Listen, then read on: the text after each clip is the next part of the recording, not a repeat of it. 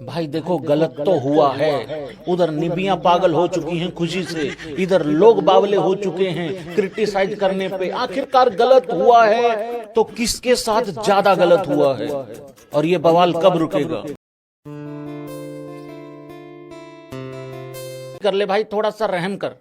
पहले तो ये सुत्तर इन्होंने दिमाग का दही कर रखा था, ये नहीं जीने दे रहे थे, ये होगा वो होगा ये होगा। अब जब स्कोर अनाउंस हो गया है तो ये क्यों नहीं है वो क्यों नहीं है। भाई देखो बात ऐसी है, सबको खुश करना बहुत मुश्किल है, आप सबको खुश नहीं कर सकते, लेकिन सबसे ज्यादा गलत किसके साथ हुआ है ये तो साफ साफ दिखाई दे रहा है ना। क्या गिल को टीम में लेने का जो डिसीजन है वो सबसे गलत है, या फिर यशस्वी जायसवाल को बाहर रखना गलत है, या फिर अय्यर के साथ गलत हुआ है? दूध का दूध पानी का पानी कर देंगे इस लाइव में, क्योंकि स्टैट्स की कहानी आप लोगों के सामने लेके आया हूं। पिछले 3 आईपीएल, इन तीनों के पिछली 3 इंटरनेशनल सीरीज जो खेली हैं T20 की, वो तुम्हारे सामने आएगा इस वीडियो के आखिरी में, सारा कुछ सुन के। और एक बहुत बड़ा सवाल भी है आखिरी में, तुम लोगों ने कमेंट कर। तो शुभमन गिल को जितना निकम्मा बताया जाता है, एक्चुअली उतना है नहीं वो, जितना मार्केट में माहौल बना दिया है। एक जिम्बाब्वे वाली सीरीज मेरे हिसाब से ठीक नहीं थी, बाकी इतना खराब नहीं है जितना बताया जाता है। यस, अगर आप जायसवाल की तरफ देखोगे तो उसका तो बाहर बैठने का कोई सवाल ही नहीं पैदा होता। वैसे भी तुम लोगों ने संजू ओपनर के कलेश पे रात को बात करेंगे। अब बात करते हैं भाई लोगों, मोस्ट जो इस टाइम पे टॉक है वो है अय्यर भाई साहब की, श्रेयस अय्यर की। श्रेयस अय्यर ने हाल फिलहाल में डोमेस्टिक में बहुत अच्छा किया है, आईपीएल भी बहुत अच्छा किया है। ले आना चाहता हूं यहां पे श्रेयस अय्यर के केस में, वो लड़का हाल फिलहाल में जिस बवाल के साथ खेल रहा है, जो बवाल मचा रखा है उसने, उसको इग्नोर नहीं करना चाहिए था। हालांकि बहुत सारी चीजें गलत होती हैं। गौतम गंभीर श्रेयस अय्यर का क्या मसला है पता नहीं भाई, लेकिन अगर ध्यान से सोचोगे, देखो टेस्ट में भी उसको साइडलाइन कर दिया गया है, वनडे से भी ऑलमोस्ट साइडलाइन करने की पूरी तैयारी थी, जबकि उसने 2023 के वनडे वर्ल्ड कप में इतना बेहतरीन परफॉर्मेंस दिया। बट वहां पे हमारा कोच कौन था? राहुल द्रविड़।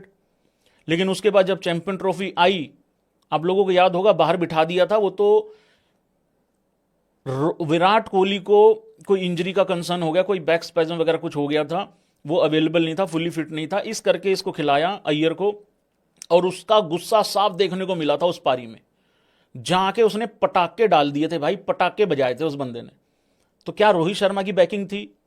क्या गोती? और रोहित शर्मा ना वो वाला करेक्टर नहीं है कि शुभमन गिल की तरह जो गोती कहेगा वो मान लूंगा, सवाल ही नहीं पैदा होता। वो रोहित शर्मा है भाई, वो डायरेक्ट बोल देगा अरे नहीं यार ये ठीक नहीं है भाई, वो कह देगा भाई मुंह पे।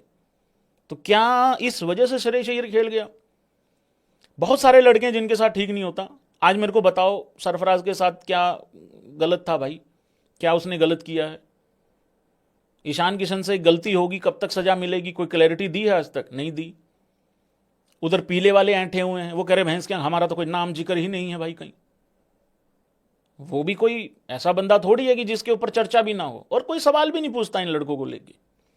अब डिसाइड और कमेंट तुम लोगों को करना है कि इन दोनों की अगर बात करूं, क्योंकि ये दोनों ड्रॉप हैं, अय्यर और जायसवाल, इन दोनों में से सबसे ज्यादा गलत किसके साथ हुआ है?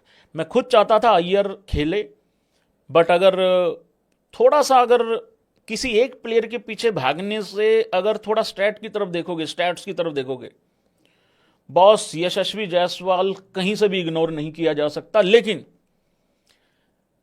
अब इसमें भी बहुत ही बड़े वाला दोगलापन है।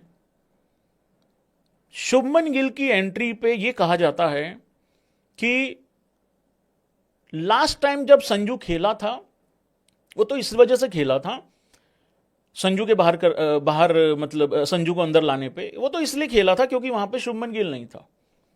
इसका मतलब अब ओपनिंग पे भी कलेश मचेगा, संजू बाहर बैठ सकता है, संजू तिलक में से किसी का तो कटेगा ना। तो यशस्वी जायसवाल के मुद्दे पे ये क्यों नहीं कहा गया कि यशस्वी पहले से खेल रहा है, अभिषेक बाद में आया है?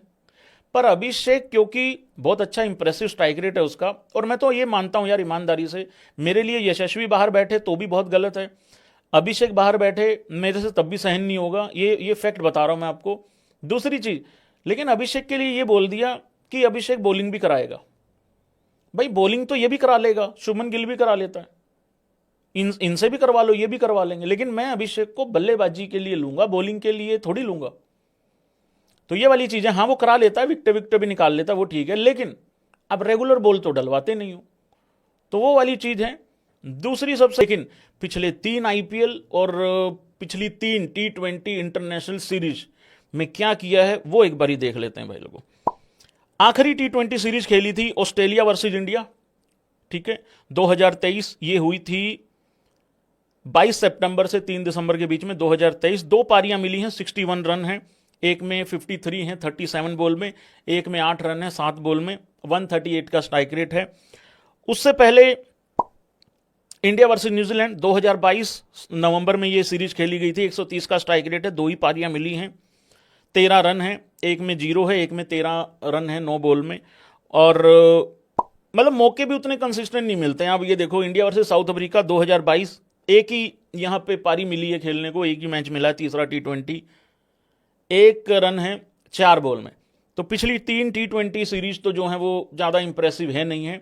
अब बात करते हैं भाई लोगों श्रेयस अय्यर के पिछले 3 आईपीएल सीजन की कि उसने क्या किया है।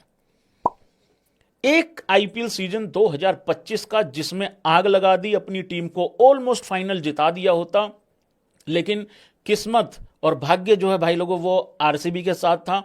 18 साल से वो भी इंतजार कर रहे थे, विराट कोहली की आंखों में से आंसू निकले, ट्रॉफी उसके पास गई, वो सारा कुछ ठीक था, लेकिन भैंस की आंख हमारा निहाल वडेरा भी उनकी तरफ हो लिया था, हम तो इसी चक्कर में थे, हमारी तरफ से खेल रहा है, बट चलो कोई बात नहीं, हो जाता है। ये 604 रन है, 17 पारियां हैं, 175 का स्ट्राइक रेट है, जो कि मोस्ट इंप्रेसिव स्ट्राइक रेट है। हाल फिलहाल में डोमेस्टिक में भी अच्छा किया है, सईद मुश्ताक अली ट्रॉफी में भी अच्छा किया है।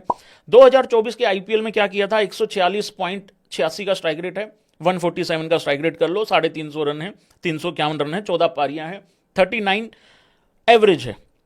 2023 का आईपीएल खेला नहीं था, और 2024 में एक मोस्ट इंपॉर्टेंट चीज तो भूल ही गया मैं बताना, उसका काम यह था कि वो एक एंड रोक के खेले, एक एंड पे थोड़ा सा टाइम बिताए, आसपास में जो टुल्ले थे वो रन बनाए, क्योंकि वो कैप्टन था, ये उसको रोल दिया गया था।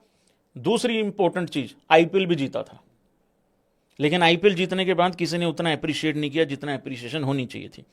2023 में था नहीं, लेकिन 2022 में 134.56, 135 का स्ट्राइक रेट है, 14 पारियां हैं, 401 रन है। तो ये है भाई लोगों अय्यर के पिछले 3 आईपीएल सीजन और 3 इंटरनेशनल मैंने आपको पारियां बता दी हैं कि क्या क्या हुआ है, T20 इंटरनेशनल जो सीरीज खेली है। लेकिन मैं इतना बता, इंपॉर्टेंट चीज ये है कि बताओ भाई किसके साथ गलत हुआ। दूध का दूध और पानी का पानी हो गया है, गालियां प्रधान जी खा रहे हैं, बट मैं इतना बता के जा रहा हूं, यशस्वी को यह कहना कि तुम रेड बॉल पे फोकस करो, ये बर्दाश्त नहीं होगा भाई, ये बर्दाश्त करने लायक है नहीं एक्चुअली। अरे यशस्वी को कह दिया रेड बॉल पे फोकस करो, और बाकियों का क्या है भाई, उसका तो T20 में आईपीएल में बहुत ही ज्यादा स्ट्राइक रेट है, कंसिस्टेंट है, पिछले 3 साल का बता दिया मैंने। तो बुमराह को तुम ले गए खींच के, किसके खिलाफ, पाकिस्तान से फटती है तुम्हारी, और 14 सितंबर वाला मैच तो खेलना ही नहीं चाहिए कायदे से। एक भाई ने पूछा भैया आओगे कि नहीं आओगे, नहीं मैं नहीं आऊंगा भाई उस दिन लाइव। धन्यवाद, कमेंट करके बताना भाई लोगों सबसे ज्यादा गलत किसके साथ हुआ। गलत तो बहुत के साथ होता है, लेकिन सबसे ज्यादा गलत किसके साथ हुआ है। बाकी निबियों के लिए तो बस क्या ही कहूं मैं, निबिया भाई साहब एक बात बताऊं मैं, निबियों का अगर साथ मिल जाए तुम्हारी जिंदगी जो है पार लग जाएगी भाई लोगों।